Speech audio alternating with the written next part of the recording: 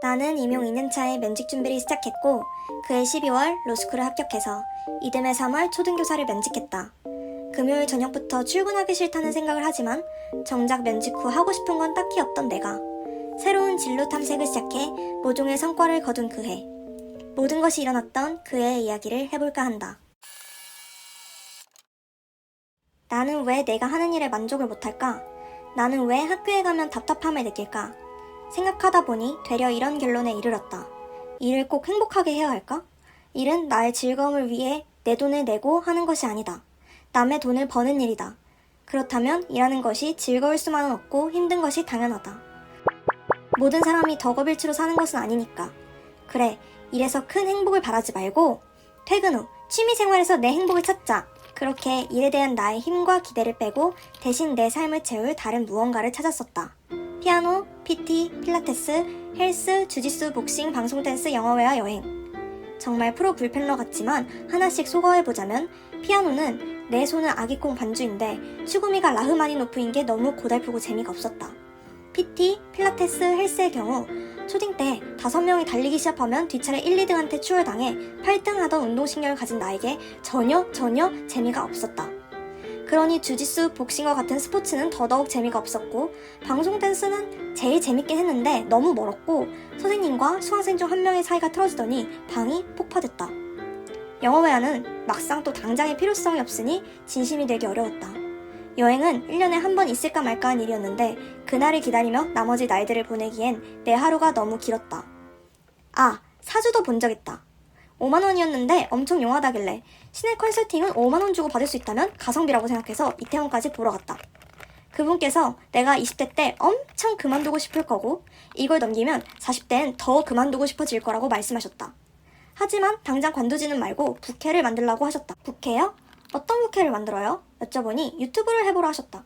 집 가는 길에 어떤 유튜버가 될지 생각해보았는데 다른 영상들은 이런저런 준비가 필요하지만 임용고시 공부법을 알려주는 건 지금 당장 카메라만 놓고도 찍을 수 있겠다는 생각이 들어 바로 찍어 올렸고 그게 지금 이 채널의 시작이다. 지금 생각하면 그분께선 역술가라기보단 좋은 상담가에 가까웠던 것 같다. 분명 나에게 금융권의 남자가 같이 들어온다 했는데 금융권은 무슨 금쪽이만 잔뜩 들어왔기 때문이다. 암튼 그분의 조언대로 유튜브 부캐 만들기는 가장 재밌었고 시간 가는 줄 모르고 무언가에 몰두할 수 있는 그런 좋은 취미가 되었었다. 그런데 당시 내 채널의 정체성은 임용고시 공부법이었고 내가 아는 공부법을 다 올리고 나니 다시 그냥 답답하고 막막한 사람이 되었다. 하루는 유튜브에 소년원에서 근무하는 선생님의 이야기가 떴다. 보고 나서 감동을 넘어 피가 들끓는 그런 감정을 느꼈다. 내가 꿈꾸던 교육은 바로 이런 것이었는데 하는 생각에 바로 1365에 들어가서 검정고시 청소년 교육봉사를 신청했다. 다음날 복지관에서 전화가 왔었는데 아직 학생들도 모집 중이라 당장의 봉사활동 어렵다고 나중에 기틀이 꾸려지면 다시 한번 연락드리겠다고 하셨다. 아쉽지만 어쩔 수 없다고 생각했다. 그렇게 일에서 오는 스트레스를 취미생활로 해소하며 일과 취미의 균형을 찾아가면 좋았겠지만 난 실패했다. 습관처럼 답답함을 안고 출근하던 어느 날 응당 밥벌이하는 어른이라면 다 이 정도는 참고 사는 건지 아니면 진짜 이 일이 나와 맞지 않아 그만둬야 하는 시그널을 받는 건지 모르겠었다. 원래 알고 지내던 친구들은 당시 나 빼고 다 취준 중이었고 교대에서 맘 터놓고 이야기할 수 있는 친구 딱 한 명은 나와 같이 면집 돌림 노래를 부르고 다녔기 때문에 보통의 사람들은 어느 정도인지 감이 안 왔었다. 하지만 어떤 것들은 비교해보지 않아도 알 수 있다는 것을 알았다. 부장님께서 맹장이 터져 출근이 어렵다는 말을 전해주셨을 때 걱정과 함께 출근 못하시는 게 부럽다는 생각이 들었다. 5월 황금 연휴에 친구랑 강릉에 놀러가 떡볶이 앞에 두고서도 서로 그만두고 싶다는 얘기만 주구장창했다. 그리고 어차피 지나면 다시 출근해야 하잖아 하는 생각에 황금 연휴가 하나도 기쁘지 않았다. 이 일을 10년, 20년 후에도 하는 내가 도저히 상상이 안 됐다. 출근길마다 피치 못할 사정이 생기길 바랐다. 다들 이 정도는 참고 사는 거라고 하는데 나는 이렇게는 못 살겠다 하는 생각이 들었다. 라떼는 교대에 100명이 입학하면 약 95명 정도는 임용고시를 준비하던 그런 시절이었다. 교대 입학하면 당연히 초등교사가 되는 것이었기 때문에 대입 후부터는 교사 외에 다른 진로에 대한 탐색이랄 것을 해본 적이 없었다. 그래서 이직 면직을 어떻게 준비했고 지금은 어떤 일을 하고 있는지 다른 사람들의 이야기가 절실했다. 내가 추천하는 만나야 하는 사람은 첫째, 나와 연차가 비슷한 사람들이다. 연차가 같으면 갖는 고민이 비슷할 확률이 높으니까. 그 사람들은 어떤 생각을 하고 있고 그래서 무엇을 준비하고 있는지를 살펴보면 내 방향성을 설정하는 데도 도움이 된다. 나 같은 경우엔 나와 가장 친한 교사 친구가 수능을 접수한 것, 다른 선생님께서 교권 침해 사건을 겪고 울기 대신 리트 문제집을 사신 것에 자극을 받은 것이 크다. 둘째, 아예 다른 분야 사람의 이야기를 듣는 것을 추천한다. 객관적인 제3자 시선에서 교사의 장점, 그만둘 때의 리스크, 그리고 본인 분야에 대한 장단점 등을 듣다 보면 어떤 쪽이 나와 잘 맞을지 감이 오진 않더라도 여긴 절대 안 되겠다 하는 속어 정도는 할 수 있을 거라고 생각한다. 이런 사람들을 어디서 만나야 하냐면 주변에 있다면 땡큐고 없다면 유튜브, 인스타그램 등 사이버 친구들을 적고 반면 나와 같은 업계에 나보다 연차가 많으신 분들의 이야기는 굳이 찾아들으려고 하지 않았다.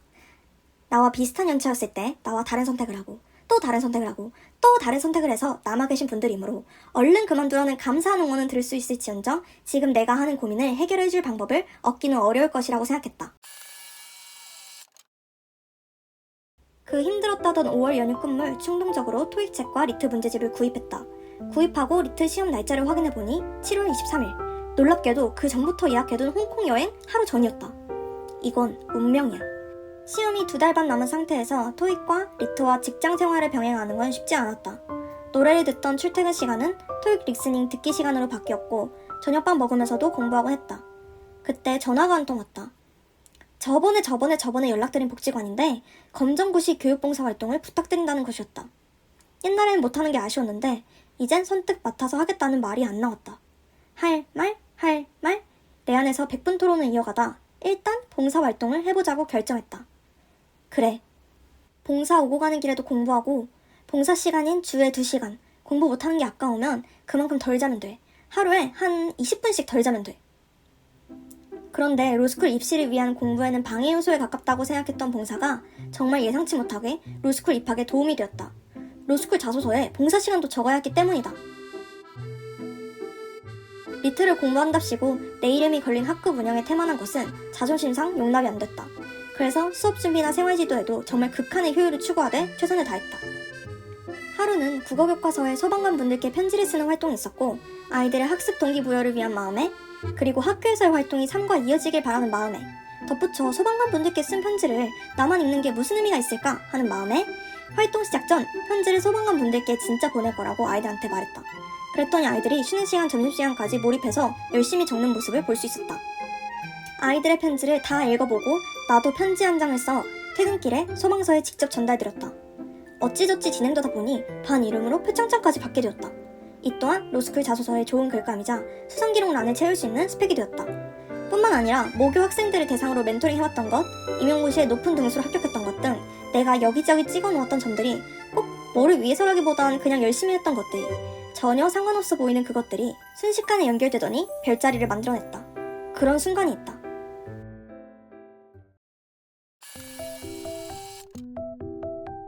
리트 지문 중에 이런 내용을 담고 있는 것이 있었다. 우리는 흔히 시간이 과거, 현재, 미래 순으로 흐른다고 생각하지만 학계에는 꽤 여러 가지 학설이 있다고. 허무맹랑하게 들릴 수도 있지만 미래, 현재, 과거 순으로 흐른다는 학설도 나름 지지받고 있다고. 나는 그 학설이 마음에 들었다. 내가 변호사가 될 거라는 미래가 먼저 정해졌고 그래서 현재에 내가 면직하고 싶은 거라고. 그래서 현재에 내가 이렇게 퇴근 후에 리트 문제집을 붙잡고 있는 거라고.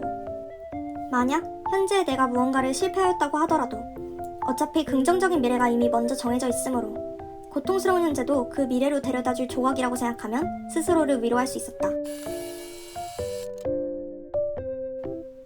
기어코 로스쿨에 와보니 가장 크게 느낀 건 다 똑같다는 거였다. 세상 일은 참 단순하지 않은 것 같다.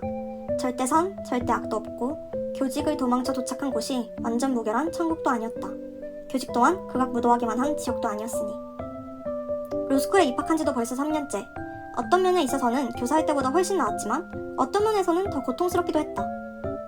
이직이나 새로운 일을 시작하는 것은 내가 하는 일과 환경을 바꿀 수 있는 가장 확실한 방법이다. 그러나 그렇다고 그것이 나의 행복까지 담보해주는 것은 아니었다. 결국 그 속에서 감사를 느끼고 매일 행복할 순 없어도 행복한 순간에 집중하는 것은 나 자신에게 달린 것이었다. 가볍게는 취미생활부터 뭐든 하고 본 것이 진로 탐색의 시작이었다. 주어진 일은 뭐든 열심히 했더니 그것들은 내가 원하는 방향으로의 항해를 도와주는 순풍이 되었다. 원하는 곳에 도착하는 미래가 이미 정해져 있기 때문에 내가 그곳에 닿고 싶어하는 것이라고. 그래서 내 선택은 맞는 것이라고 믿으며 준비했다. 그렇게 원하는 곳에 도착하고 보니 막상 깨달은 건 행복은 결국 나에게 달린 것이라는 점. 물론 지금 다시 돌아가도 교사 생활은 못할 것 같다. 몇몇 학부모들의 태도, 이에 대한 보호장치 없는 환경, 그리고 이를 상쇄시킬 여지 없는 턱없이 부족한 급여까지 난 존중받고 있지 못하고 느꼈고, 그 속에서 고고하게 행복은 마음먹기 나름이라고 노래하기엔 뭐가 없었다. 고민을 삭제시켜주는 취미생활이라도 찾았거나 그럼에도 불구하고 그 일을 너무 사랑했다면 좀 달라졌을까?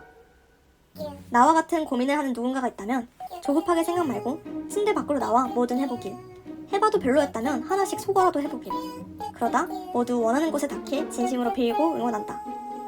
오늘도 시청해주셔서 감사합니다.